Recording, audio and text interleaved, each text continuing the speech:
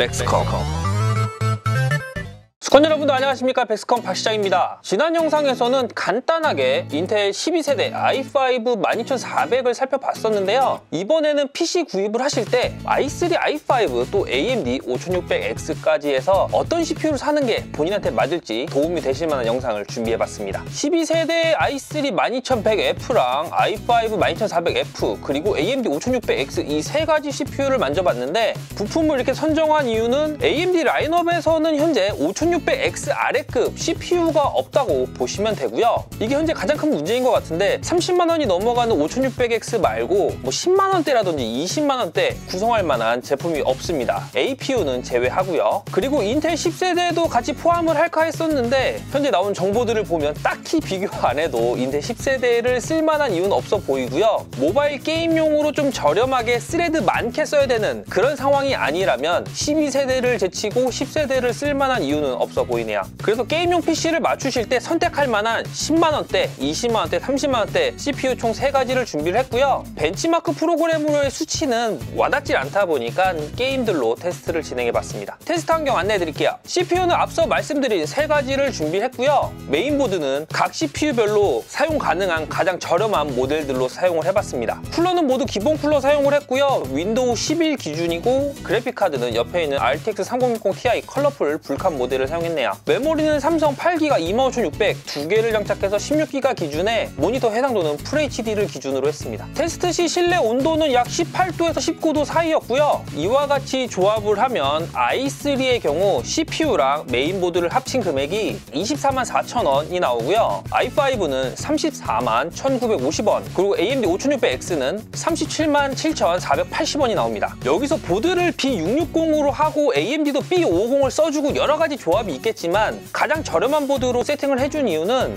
최소한의 비용으로 정상적인 구동이 되는 상태에서 비교를 해보고 싶었고요. B660이나 뭐 B550 또 H610 중에서도 또 좋은 보드, 그런 것들은 선택 사양이지 필수 사양은 아니거든요. 그래서 최소 사양으로 준비를 해봤습니다. 그리고 정품 쿨러만 사용을 했는데, 쿨러 관련된 설명은 테스트 진행하고 다시 한번 말씀을 드릴게요. 자, 그럼 이 가격대로 PC를 맞춘다면 어떤 게 좀 더 가성비가 좋다거나 조금 돈을 더 주더라도 성능이 잘 나온다거나 하는 걸 보실 수가 있을 것 같은데요. 게임은 총 3가지 준비했고요. 배틀그라운드랑 오버워치, 어쌔신 크리드 오디세이입니다. 배틀그라운드랑 오버워치는 리플레이로만 테스트를 했고, 어쌔신 크리드 오디세이는 벤치마크를 돌려봤네요. 배그는 왠지 기준점이 되는 게임인 것 같아서 넣어봤고요. 오버워치는 리플레이를 지원하면서도 프레임이 좀 크게 나오다 보니까 숫자가 커서 비교하기 쉬울 것 같아서 넣어봤고, 어쌔신 크리드는 스팀 게임 중에서 CPU를 또 많이 사용하는 게임이다 보니까 테스트를 위해 넣어봤네요. 배틀그라운드 영상부터 보여드릴게요. 저희가 이 배틀그라운드 테스트를 진행하고 나서 완전 충격과 공포에 휩싸였거든요.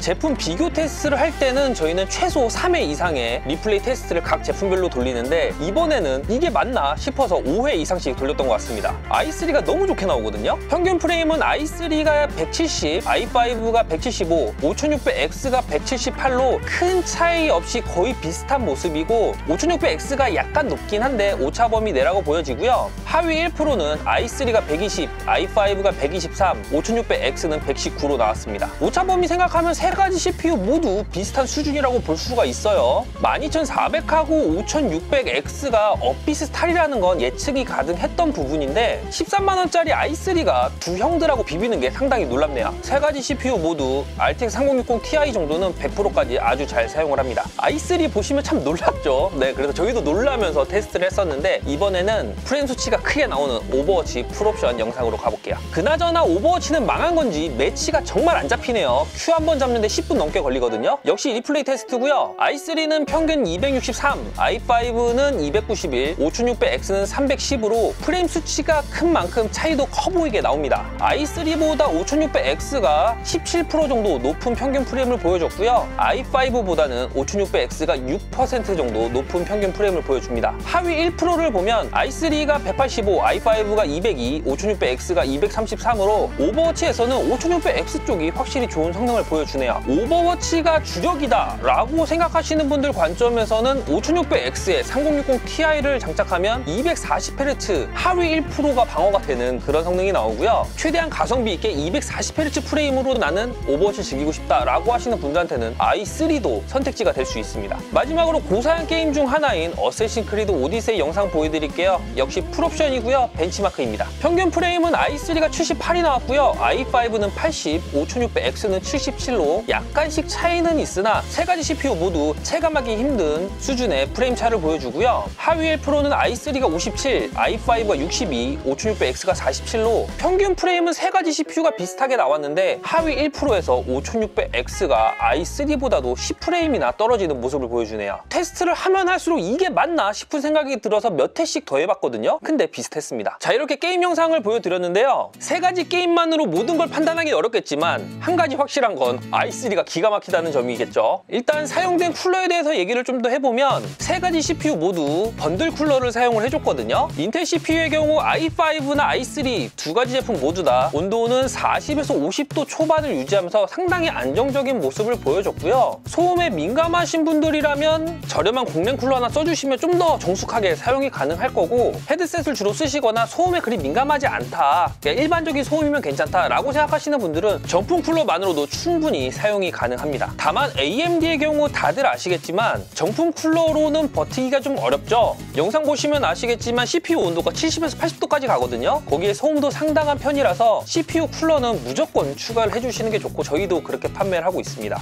혹시라도 정품 쿨러를 사용해서 AMD CPU 성능이 안 나오는 건 아닐지 궁금해하실 분들이 계실 것 같아서 3R RC410 쿨러를 물려서 똑같이 테스트를 해봤을 때 프레임 차이는 없었고요. 다만 온도는 15에서 20도가량 떨어지는 걸 볼 수가 있었네요. 이 얘기를 드리는 이유는 인텔 CPU의 경우 i3건 i5건 쿨러를 추가하든지 안 하든지 그것은 선택의 영역이고요. AMD의 경우 쿨러 교체는 필수입니다. PC 제작 시 AMD 시스템은 3만원 정도, 최소한 2, 3만원은 추가로 들어간다는 얘기겠죠. 영상 처음에 시스템 구성 비용 설명을 드렸었는데 쿨러를 생각을 하면 AMD는 약 3만원 정도가 추가가 돼서 40만 7천원 정도로 이렇게 변경이 됩니다. 이 부분도 참고하셔서 부품 선택하셔야 될 것 같고요. CPU 점유율은 확실히 코어 수가 많은 i5랑 5600X 쪽이 점유율이 낮기 때문에 게임만 딱 하나 켜놓고 쓰신다면 i3로 스팀 게임이나 좀 고사양 게임을 하셔도 전혀 문제는 없겠지만 이것저것 백그라운드에 프로그램들을 켜놓고 사용하시는 분들이라면 조금 여유있게 i5나 5600X 쪽을 가시는 게 좋을 것 같고요. 그럼에도 이 13만원짜리 i3의 성능은 굉장히 놀랍기만 합니다. i3에 RTX 3090을 끼면 얼마나 뽑아낼까라는 궁금증이 들기도 하는데요. 이번 테스트하면서 든 생각은 진짜 오랜만에 신제품다운 신제품을 만져보는구나 라는 생각이 드네요. 10세대, 11세대 인텔 제품 솔직히 실망의 연속이었거든요. 12세대는 상당히 만족스럽게 나온 것 같고요. 메인보드 가격이 상대적으로 좀 올라가는 점이 걸리긴 하는데 전체적인 성능 대비 시스템 구성 비용이 많이 낮아진 점은 긍정적이라고 볼 수가 있겠네요. AMD의 경우 젠4가 올해 하반기에 나올 예정이고 그 사이에 3D V캐시가 적용된 모델들이 나올 텐데 아직 라인업이 확실하게 정해지지 않았거든요. 현재로서는 5600X에 상당히 큰 가격 인하가 없다면 굉장히 어려운 상황이 되지 않을까 싶습니다. 그리고 AMD의 제일 큰 문제는요, 5600X는 성능 자체도 좋으니까 뭐 평도 좋았고 괜찮은데 5600X 아래쪽에 쓸만한 CPU 라인업이 전혀 없다는 점인 것 같아요. 제발 10만원대,